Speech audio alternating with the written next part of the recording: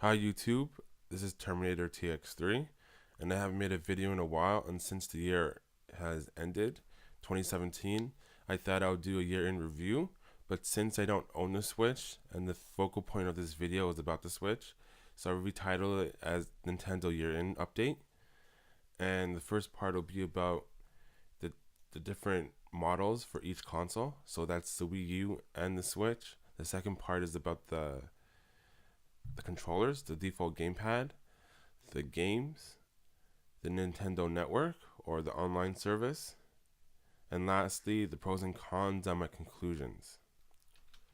So first up is the Wii U. I want to emphasize that the Wii U is the 8th generation console, so that's 2012 to the present, and this is including consoles like the PS4, Xbox One, and also the Wii U. So the Wii U is an 8th generation console, and it's in line with the current consoles we see today besides the Switch. So there's two models you can get for the Wii U, which one of them is discontinued, and technically speaking, the second one is also discontinued. So there's a Wii U 8GB that was discontinued within the life cycle of the Wii U, and the only model you can get now is the Wii U 32GB, which is about $330 Canadian, but it's technically discontinued. I don't think they sell them in stores or retails anymore. But you can still maybe get them new, but they're not making any more. And the basics of this console has fixed internal memory, vertical and horizontal console position supported, no Blu-ray, DVD, or 4K streaming support, no VR support, no built-in plug-and-play streaming, and it's region locked. And the gamepad for this, there's no redesigns. The gamepad is region locked. The gamepad has an IR motion camera, not compatible with all digital games available, sold separately. Actually, it's not sold separately, and battery life is fairly short. So the next console is a 9th generation console. So keep in mind the Switch is a 9th generation console, meaning that it's a next generation console. The Wii U wasn't doing so well, so they basically opt out of the current generation and skip to the next generation. So this is the Switch, a 9th generation console. So this is 2017 to present basically. And this would theoretically have the following consoles: the PS5, Xbox 4, and obviously speaking the Switch. So with the Switch is only one model, but they come in various colors. But the one model is a 32GB, $400 Canadian model. It was released on March 3rd, 2017, and this is the predecessor to the Wii U. Even despite what it can do now, it's a predecessor to the Wii U and not a predecessor to the 3DS. Despite what it can do, it's a console upgrade or a next iteration of a console than a handheld.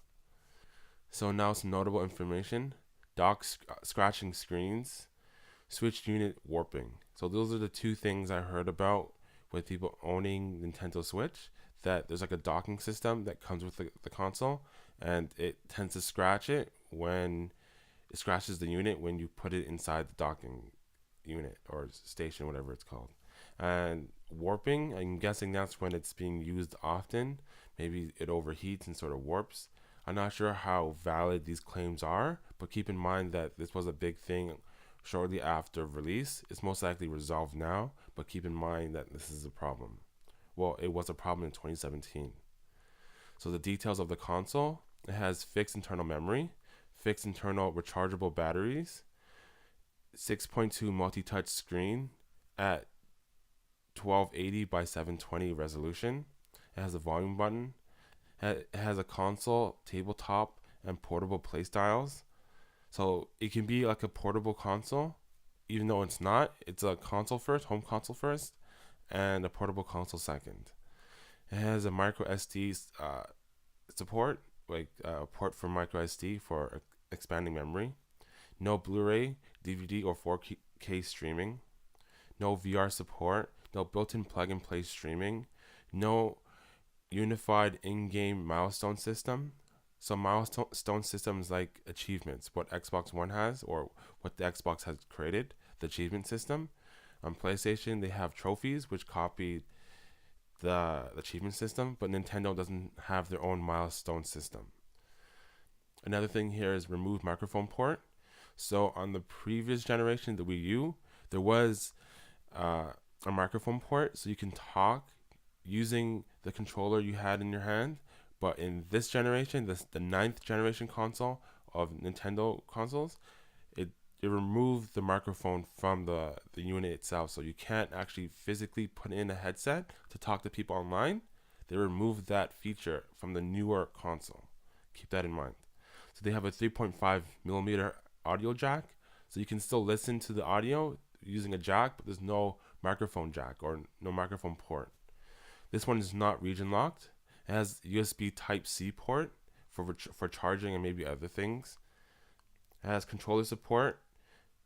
It has multiple controller support, but there's no real numbers on how many pairs of Joy-Cons can be connected at once. So keep that in mind. You can have at least, and I know at least 2, so that'll be 4 Joy-Cons. But ideally, I think about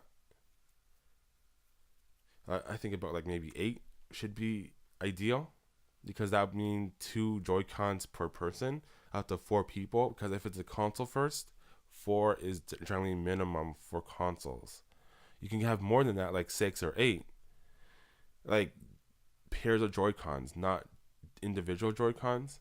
So I mean 8, like 8 people playing with 2 Joy-Cons in their hands. So keep that in mind. If it's a console first, 4 should be minimum. If it's less than that, the competitors have an edge, especially when there's going to be multiplats. Then therefore it's going to be a problem with porting over games that have local multiplayer for some reason, and this console can't support it. So you're losing a little bit of features here when ports are coming over to the Switch. So next thing that comes with it, or another general information about the console, it comes with a Switch dock, which outputs 1080p to the TV. It comes with a Joy-Con grip. It's an included add-on, and a Joy-Con strap, which is also an included add-on. And the controller itself, the Joy-Cons left and right, they are priced at 100 Canadian, and they always come together. I haven't seen them separated. And the details for this is that it's not region locked, not compatible with all digital games, sold separately, which is good. The last generation console, you couldn't buy the default gamepad in stores. So if that default gamepad broke, you would have to probably send it into Nintendo or try to find someone who has a Nintendo gamepad but doesn't want the unit or something. It has to come with the unit, or their unit broke and or they're just selling the default gamepad. So last generation, that was a problem. In this generation, I'm guessing because the default gamepad is not as expensive to replace like the last generation, so therefore they wouldn't be losing money by manufacturing the default gamepads and sending them out to retail stores. That's my guess. So now there's less headway to get that replaced. You don't have to call Nintendo or try to find someone who has a default gamepad. The next thing here, rechargeable internal non-removable batteries. The next one here is IR motion camera. Only the right Joy-Con has it. Accelerometer gyroscope, which is for the left and right Joy-Cons, and HD rumble for both left and right. Before moving on to the next segment, I want to keep in mind that this is a 9th generation console. Technically speaking, I would say a 9th generation console should be 4K natively, or should be able to generate 4K. I can understand the play styles maybe generate different resolutions. So 720p is probably fine for the handheld play style or the portable play style, but when you're playing as a console and being a 9th generation console, it should be 4K natively, ideally, because if you're thinking in the terms of generations, the 8th generation, I can see why 4K is not that prominent, but people are still pushing it. PC is pretty much at 4K. It's cheaper to make 4K games on PC, and it's cheaper to like buy the 4K stuff, equipment. But on the console side, it tends to be a little bit more expensive. So basically, these 1080p consoles are roughly around $400-$500 as is. So if they went even higher for native 4K, true 4K natively, it would be higher than $500-$600, and that would be too much, generally speaking, for the console market. So having a ninth generation console now, while the eighth generation consoles are here, it makes it look like the ninth generation console is doing enough. But theoretically speaking, a ninth generation console should be 4K, a 4K console natively, and should do things with ease in 4K. And I think that's a slight disappointment, because if you put things into perspective, a ninth generation console should be doing this, and this ninth generation console from Nintendo is not, because we're still sort of in the eighth generation, and the eighth generation is still competing. It's still comparable, even to a certain degree, better than the ninth generation Nintendo console. So therefore, Nintendo sort of put themselves in the Wii U position, or the Wii position.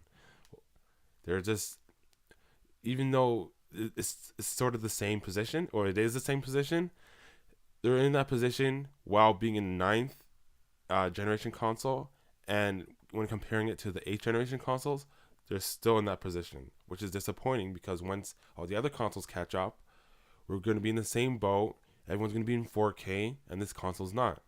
It can sort of be compensated using the dock, but the console itself may not be able to render 4K natively.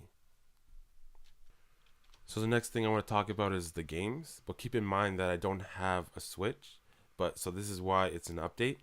So there's about 26 exclusives for the Switch.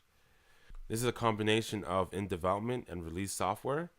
So a couple of them off the top of my head here, there'll be like 1-2 Switch, ARMS, there's Flip Wars, there's Kirby Star Allies, there's Mario plus Rabbids Kingdom Battle, there's Mario Kart 8 Deluxe, there's Metroid Prime 4 in development, there's Splatoon 2 Snipper Clips, and various other titles. But overall, these games probably don't run, they probably run well in 1080p, but this is what the last generation console should have been. Well, I think the last generation console was like this, but it just didn't sell because of the name. It was too similar to the original Wii, so Wii U sounded like a peripheral, especially when the console looks the same. It didn't even look different. So technically speaking, they basically replaced the Wii U with the Switch, but as a ninth generation console. So I don't have too much to say about this, but the fact that very underpowered considering the generation it's in. So these games are roughly 1080p, and that's it. And this should be at least 4K. It should be competing with the Xbox X in comparison with power. And technically speaking, it should be more powerful than the Xbox One X. But it's not even more powerful than the base models of the Xbox One and the PS4. So it's disappointing. So basically, they just re-implemented a Wii U with a new coat and a new design. And that's basically it. And that's what I think is disappointing to me, because it's a ninth generation console. It's not a refresh, a console refresh. It's like a whole new model. So that's what's disappointing. I don't have too much to say because I don't own any of the games, but yeah, I'll move on. So now I'll talk about the Nintendo Network and some notable information. No in-game milestones similar to achievements. Account names are equivalent to real names on competitors' platforms. Friend codes are still being used to add people despite the addition to usernames. Nintendo developers tend to use account usernames for online matches, making it harder to make friends online. This just basically means that if there are two Johns in this, say, Splatoon 2, you're trying to look back at who you played with, there'll be two Johns, but then their online names will be different. You don't know which John you spoke to or which John you wanted to be friends with, for example. The next one here, recently played list, is used to add people since Nintendo developers tend to use account names, then online IDs, which I already just spoke about. And lastly, hard to add people from Nintendo games since account names are used instead of online IDs. Example, there might be three Pauls with three different online IDs, which I just basically went through. So Nintendo games tend to use the user account names instead of the online IDs, which is kind of pointless and not productive. But anywho, so now Nintendo has a subscription service, and there's non-subscribers and subscribers. So the non-subscribers basically get the following. For now, the online play is free until 2018, sometime 2018. So they consider this period of a trial period, which I call a beta phase. The free non-subscribers, I should say, also have required a phone app for in-game communication for online players, required phone app for friend invites, access to Nintendo eShop. They also have access to parental control app. The next one here is registered and manage friends. Friend codes are used. Profiles have usernames, and share screenshot to social media. So I'm not too sure about the last two, but I know on the handheld for sure you have to use friend codes despite the usernames being implemented. So with the pricing, what you pay for, so there's no Canadian prices. All they have is the American prices. But even if I convert it over to like what banks would most likely charge you for if you converted stuff over, they can still have different prices despite the conversion rate. So you have to pay for online now, but currently it's free. But sometime in 2018, it is said to be forcing people to pay. So the pricing options are as follows: $4 USD per month, $7 USD per 3 months, and $20 USD per year. And what you're paying for basically is online play, access to Nintendo Switch phone app, the smartphone required, classic game selection, accessible in the monthly rotation. So there'll be games accessible to people who subscribe, and then those games that are accessible for that month will be deactivated, and the next month we'll have a new slew of games. And lastly, they'll have eShop deals. So overall, this is interesting. I find the online so far appears to be backwards. I cannot confirm that because I don't have the Switch. So they have usernames, but then Nintendo developers tend to use account names. So think of account names as real names. And so therefore there will be many different Bobs, Jonathans, and Richards. And that's what you would see when you're playing online with Nintendo games, like Nintendo developed games. So if you want to add someone, you have to go to your friends list or maybe the phone app, and even then it will have attached online IDs, but also it will have the user account names, and account names I should say. And that can be confusing because there might be multiple Richard, multiple Johns, but then there'll be only one TX3, for example. So the online so having online IDs is pointless if you don't use them in your games.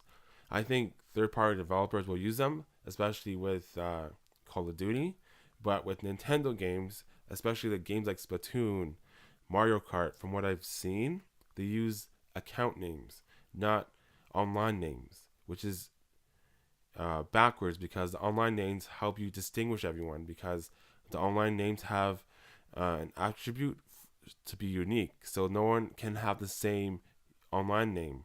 But since they use account names, there's no attribute to make everything unique. So there can be duplicates, and that defeats the purpose of the online names. The online names allows ambiguity, like allows privacy, and allows you to be more unique. So therefore, if someone wants to add you or block you, they know which one is which, and that's not going to be confusing.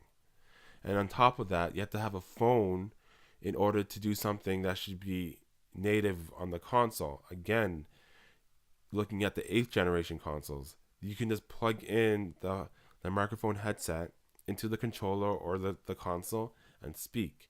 But the 9th generation Nintendo console, they take away that feature. because the Wii U had that feature on the default controller. But now the new or the next generation Nintendo console, they took away that feature, which I don't understand, and they have to use a phone app to do this. Again, a phone app is a good alternative for communication, but it shouldn't be the primary source for communication. It should be an alternative, but not the primary source. And that's what's annoying. And the direction I think Nintendo's going to go in, or is going in, is that Nintendo appears to be combining both handheld and console market with one device that might be competing with itself once the 3DS successor is released, if at all. Despite the Switch being attractive, in the long run, the Switch doesn't have the basics to keep many in the long run if nothing changes to level the playing field. So basically, what I'm trying to say is that the Nintendo Switch is very appealing, it's attractive, but when you actually sit down and think, it's not that smart, at least from my perspective, to invest into it, because it's going to be another Wii U. It's just a more attractive Wii U, but it's still another Wii U. And the Wii U was underpowered. Power is not everything, but if it means that multiplats are going to be features from multiplats are going to be removed because they're so underpowered, then power means everything. Especially since you're a 9th generation console and the 8th generation consoles are surpassing you with power. So imagine when the 9th generation consoles come out, you're going to be dominated. You're going to have more features, because right now it's bare bones on the console. There's no real entertainment features, no streaming features. And especially since the console is about plug and play, and having a phone required to communicate defeats the purpose of having a console, because the PC players, they tend to have everything segregated. They can do things separately and do whatever they want with each individual aspects of gaming, while a console is supposed to be all-in-one device, and it's supposed to be a plug and play kind of ideology. So therefore, you won't have to tweak too many things. You can tweak some things, but generally speaking, it should be a plug and play device.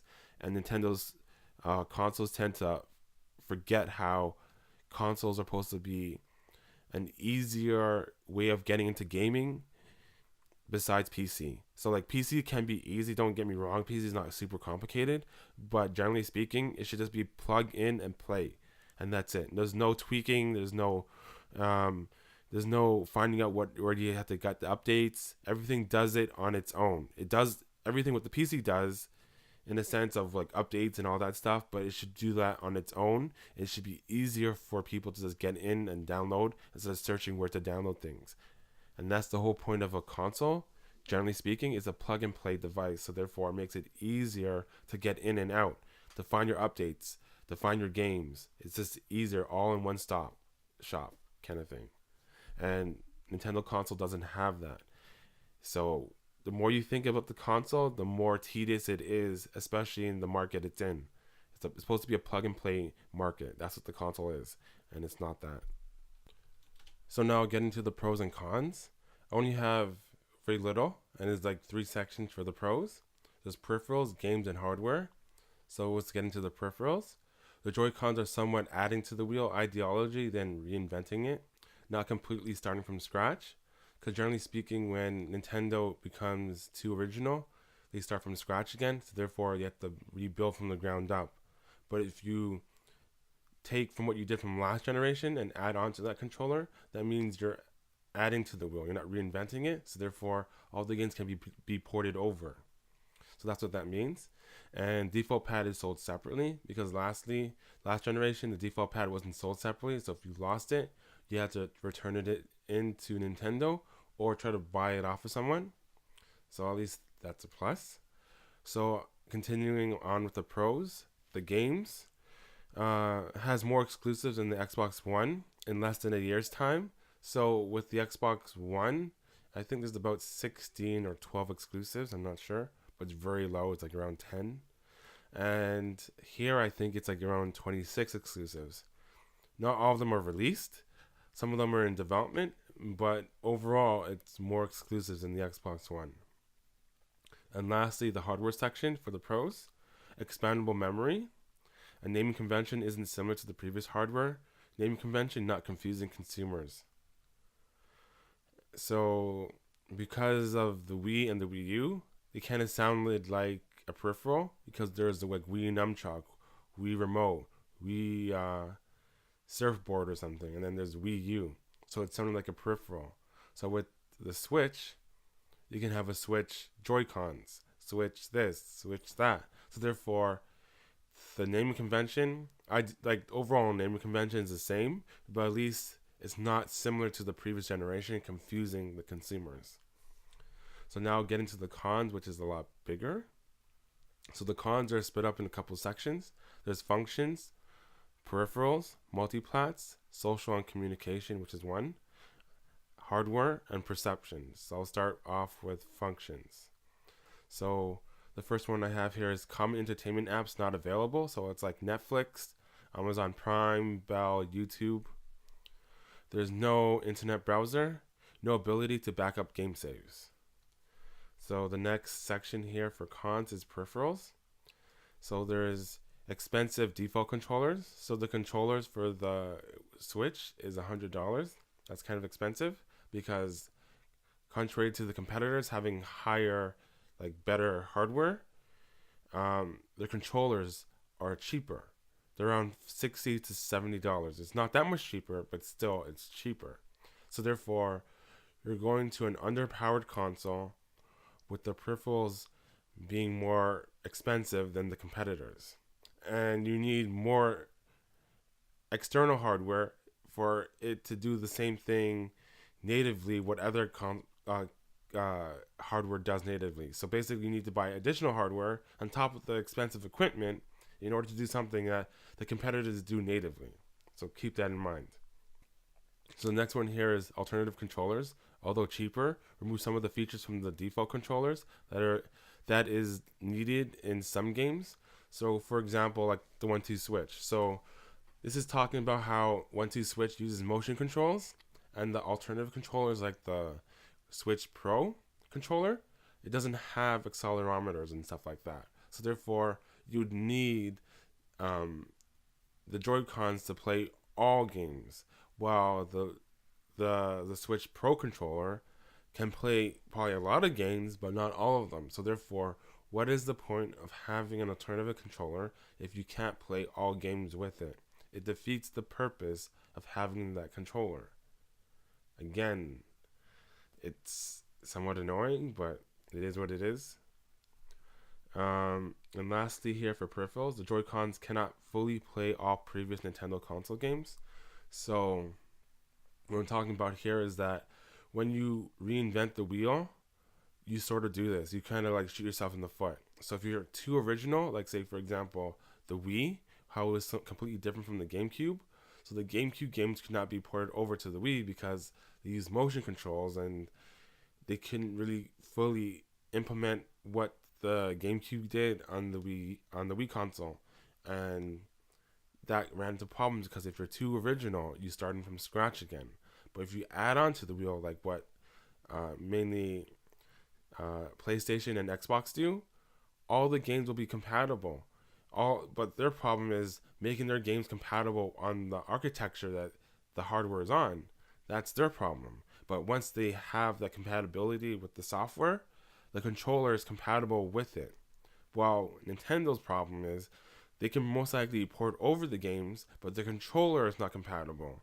So you want the controller to be compatible, not the software to be compatible. Well, you want the software to be you want the software to be compatible, but if it has to be one or the other, you rather it be the software than the hardware, because it's harder to change the hardware than the software. You can always change software, you can't always change hardware. So it's better to have it the other way around. So now the next section with the cons is multiplats. So format used for physical media limits game design. This generally means that when you see console games, some of them are large, especially open world, and since Nintendo Switch has a portable feature, so therefore the games are on a cartridge, that can limit game development. So you're gonna have multiple cartridges, or the rest of the game's gonna be downloaded onto the memory stick, or the whole game will just be downloaded on the memory stick. And some games are about 50 gigabytes, and on top of that, there's DLC and stuff like that. So it's like, was the portable aspect really worth it? Like, you got to think about that. So the next point in the multiplats on the con section is less powerful, may lead to complications for multi-platform software portability for 8th and 9th generation consoles. So because of how weak the Switch is, games like maybe Anthem may not be able to be ported over. So was it really worth it to make it portable? Again, because it was portable, they probably had to make something smaller. I have like a CPU that was portable. Like, they didn't have to, like, not portable, but like small enough for the device to be portable, kind of thing. And it's a console first, so therefore there's going to be a predecessor to the 3DS. So you're kind of shooting yourself in the foot if this is a console first, and it can't even do what the 8th generation consoles can do, and let alone what the other 9th generation consoles can do. So again, is it really worth it? And the last point for the multi-platform section in the cons is required smartphone and the smartphone app for multiplayer. Again, the competitors can do this natively, while you need another device independent from gaming in order for communication to be done on your platform. Again, was it worth it? Because having a console underpowered also means that less controllers can be connected at once. It can do less. The features that will be less, or won't be as robust. So again, having the lower or the weaker console in the 9th generation era, while the 8th generation consoles surpass you, was it really worth it?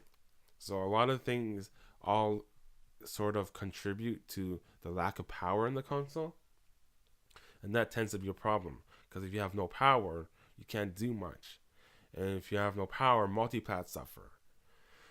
So anyways, moving on. So the social and communications in the con section. The first section here is default controllers don't have a port for a microphone for online chat due to the required phone app and phone device, basically.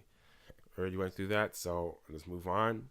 The next point here is online store isn't unified across all Nintendo console devices, so purchases can carry over. So the thing of why mobile gaming is thriving, because they don't capture the audience within one generation. This is about adding to the wheel kind of ideology. So with iPhone 7, I can still play games before iPhone 7, but iPhone 8 can play all iPhone 7 games and 8 games. But not iPhone 7 can't play all iPhone 8 games. You need to upgrade to play the newer games. But it's the same ecosystem for all the mobile devices. And this is why mobile gaming is thriving, because they have the same ecosystem across all devices. So if you don't do that, then you're segregating the audience, therefore starting from scratch again. You don't want to start from scratch after you built your empire. You want to continue building on it, so therefore having a unified store across all devices, making sure all the devices are compatible, the architecture is compatible, you're actually ahead of the game, because therefore you don't have to rebuild the empire again for the next generation. You just carry over the empire you built previously and add on to that. That's what that point basically means. So the next point, Nintendo developers not using usernames in games defeats the purpose of usernames. So when looking at recently played list, there will be duplicate account names that require online IDs, causing confusion. But then I think Nintendo Switch actually uses online codes, like the friend codes. So the friend codes, technically speaking, should be presented. Whatever you use to add friends should be the thing that's presented. So if you have usernames, it should be presented in game. If you use friend codes, that should be presented in game. You defeat the purpose if you don't use that, because anyone can make up uh, an account name. It has no requirements. There's no restrictions on that. So therefore, there can be duplicates. People can change it, and who knows. So therefore, having friend codes present while playing, that cannot change. Or if it does change, it would be directed to the same profile kind of thing. But ideally, you want human readable names, so therefore you don't have to remember. And especially since friend codes are random numbers, they're not like phone numbers. Phone numbers are easier to remember. They're less numbers as well, but they're easier to remember because they tend to have a system, while the friend codes tend to be completely random. Well, if you had a human readable name like Terminator TX3, you just hear it once, and you can search a variation of that and pick me up. And boom, you're there. With the friend codes, it's not the same. It's just arbitrary names. It's more like a computer readable name. A computer will be able to tell the difference. The human mind is not the same as the computer, so therefore their friend codes are causing confusion, in my opinion at least. The next point, having no milestone systems with Switch versions of games. Again, people are into achievements, people are into trophies. I'm not so much into trophies or achievements, but people are into that, and it actually helps with social status and stuff like that. So if someone is more into a game, you can see that, and how much they beat the game, you can see that. And with the absence of this, you sort of don't know the person before communicating with them. But anywho, I'll move on. There's no plug and play streaming functions and features. So again, with the 8th generation consoles, they implemented streaming features that are commonly seen on PC. And all you have to do is just click a button and you start streaming. Nintendo console doesn't have that for the 8th or 9th generation. Since the 8th generation is discontinued, we're looking at the 9th, and the 9th generation doesn't have it. So again, was it really worth it in the long run? So the next section in the con section is hardware. And there's only 1 point for this. Jack of all trades and an ace of none pitfall. Losing advantages of both portable and console gaming. Like I said previously, this sort of ties in with the other points. But having something portable, you're sacrificing some of that power and the convenience of the console. And especially sometimes like the microphone thing, that is not even needed, even on a portable device. Like for example, the 3DS, you can plug in a headset, I think. I could be wrong. I hardly use that thing. I know for sure the PSP had a headset port, and for sure the Vita. All you have to do is plug it in. The cell phone required for communication can plug in a headset inside the device. Tablets can do this. Laptops can do this. All these various devices can do this. How come the Switch cannot? It's you're downgrading while being in the next generation. It doesn't look too promising, and this can probably turn the tides of people migrating to PC, since each generation PC tends to be a little bit easier over time. So again, was it really worth it removing a feature that's something that's common, especially with the previous consoles? Again, the Wii U had a port for communication on the device. You removed it on this one. Why? I don't know. And the last topic, or the subcategory in the cons, is perception. Playstyles may lead consumers to thinking that this is the predecessor to the handheld, the 3DS platform. So the main thing, what I noticed, is that the console looks appealing or attractive because you can take it everywhere. Again, this is the predecessor to the Wii U, not the 3DS. So therefore, there's going to be a successor to the 3DS. And why would you create a console that's portable and then have a device that's dedicated to portability at the same time?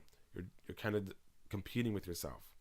Again, whether or not 3DS will be released, but still you're competing with yourself if you're going to have a console that's portable and release another handheld to surpass the 3DS and then have two devices that are portable.